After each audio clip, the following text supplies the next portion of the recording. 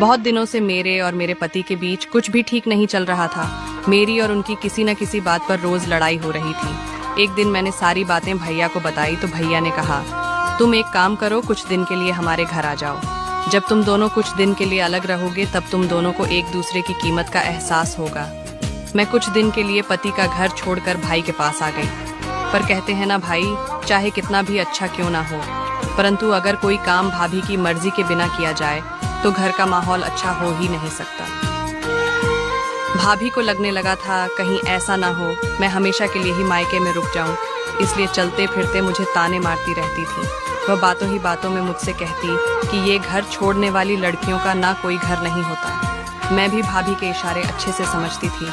मुझे कुछ ही दिनों में एहसास हो गया कि यह मेरा मायका नहीं है, बल्कि यह अब भाभी का घर है। मैं भाई का घर छोड़कर वापस ससुराल आ गई और रात भर मैं यही सोचती रही